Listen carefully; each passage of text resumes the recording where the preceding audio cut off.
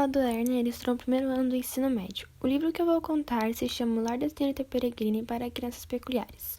Esse livro é voltado para a vida de Jacob, que até então parece ser super normal, a não ser por seu avô, que adora contar histórias sobre uma suposta casa com várias crianças peculiares, nas quais ele conheceu quando mais jovem. Claro que ninguém da família acreditava nele, todos achavam que ele era louco. Até um dia em que Jacob recebe muitas ligações dele e vai para a casa do mesmo. Chegando lá, ele está no meio da floresta e sua casa está toda revirada.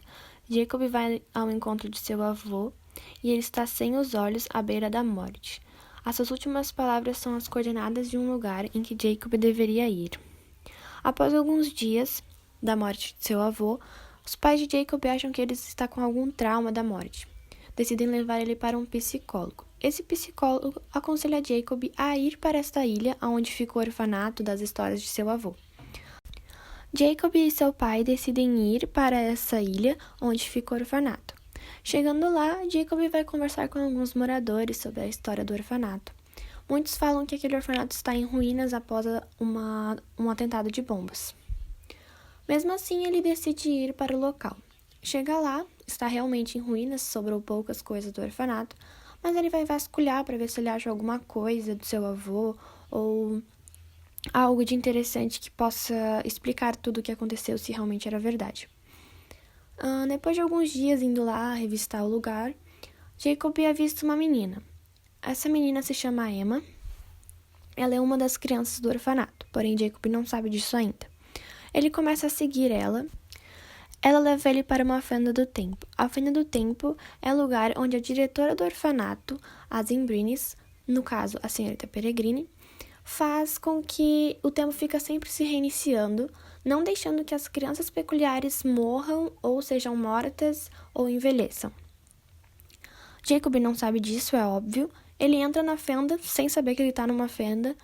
Ele só percebe isso quando ele chega no orfanato e o orfanato está intacto, novinho em folha, como se nada tivesse acontecido. Jacob, muito assustado, é interrogado pela senhorita Peregrine, que é a diretora do orfanato. E ela conta para ele tudo o que aconteceu, conta sobre seu avô, conta sobre as crianças, o que eles são e por que eles estão escondidos. Jacob conta sobre a morte de Abraham, conta como ele estava e conta que viu um monstro chamado Etéreo. O que Jacob não sabe é que só ele e seu avô podem ver esses monstros. A Embryne ainda não conta para ele sobre isso, porque ele é uma criança peculiar, ele só não sabe disso ainda. Depois do Jacob ter se acostumado com todas as crianças, com toda essa novidade que ele descobriu, a senhorita Peregrine decide contar para ele o que ele realmente é, que ele é uma criança peculiar, que por que só ele e o avô dele conseguem ver os etéreos. Ela conta isso para Jacob justamente porque ela precisa da ajuda de Jacob. Como só ele consegue ver esses monstros e eles estão atacando todas as fendas do tempo e sequestrando todas as Embrynes, eles precisam da ajuda de Jacob para deter isso. Só que antes deles conseguirem fazer qualquer coisa contra esses monstros, a fenda do tempo deles é invadida e eles conseguem sequestrar a senhorita Peregrine. Nisso, as crianças entram em uma aventura, ficam desesperados em busca da senhorita Peregrine, montam num barquinho e vão atrás. Só que antes deles entrarem nesse barquinho, Jacob tem que decidir se ele quer ir com as crianças sem poder voltar para casa, ou se ele volta para casa e esquece completamente dessas crianças e tudo que aconteceu ali. Ele decide ir com elas, pois ele percebe que no mundo em que ele vivia antes ele não se encaixava. Então ele decide viver com eles nesse mundo de peculiares. E o primeiro livro acaba assim, com as crianças indo atrás dos etéreos e das Embrynes. Para você descobrir o que vai acontecer depois, você tem que ler esse livro, porque tem um pouco do segundo livro no primeiro, e ler a sequência dessa série. Espero muito que vocês tenham gostado. Um beijo! Eu sou do 7º ano de Centro de Educação Clique e eu vou estar fazendo parte do Café Literário falando o resumo do livro do Pequeno Príncipe. O Pequeno Príncipe cuidava do seu planeta para que nenhuma semente ruim crescesse em sua terra. Um belo dia ele se apaixonou por uma rosa que só depois de pegá-la mentido passou a desconfiar dela. Com isso, ele acaba ficando muito solitário e por isso resolve sair do seu planeta e explorar o universo. Antes de partir, ele se reconcilia com a Rosa. Em sua viagem, o Pequeno Príncipe encontra um rei, um homem vaidoso, um homem bêbado e um homem de negócios, um acendedor de lampiões e um geógrafo. Todos viviam sozinhos em seu planeta e eram totalmente consumidos por suas profissões. O comportamento desses homens gera estranheza no Pequeno Príncipe. Ele não compreendia a necessidade que eles tinham de darem ordens ou de serem admirados. O Pequeno Príncipe não compreendia por que deles precisavam de tanto poder. Claro que, apesar de se espantar com algumas atitudes, ele também teve alguns aprendizados. Com o geógrafo, ele aprendeu que as flores não duravam para sempre, e isto, claro, fez-o sentir saudade da rosa deixada em seu planeta de origem. O geógrafo o aconselhou a visitar a Terra e foi chegando ao planeta que ele veio parar no meio do deserto. Uma cobra foi o primeiro contato que o Pequeno Príncipe teve na Terra. Ela disse que o seu veneno era tão poderoso que poderia levá-lo de volta ao céu. No entanto, ele prefere continuar sua exploração e tem contato com uma flor de 3 pétalas. Ele também decide escalar uma montanha alta e lá acaba confundindo o eco com uma voz na sua cabeça. Depois, ele se depara com um jardim de rosas, e isso o deixa surpreso e ao mesmo tempo decepcionado, pois acreditava que a rosa do seu planeta era da única espécie. Uma raposa ensina lições importantes para o príncipe. Por exemplo, as coisas importantes da vida são visíveis somente para o coração. Com isso, ele acaba percebendo que, apesar de existirem muitas rosas, o amor que ele sente por sua rosa torna ela única e especial. E esse é o resumo do livro do Pequeno Príncipe. Espero que tenham gostado.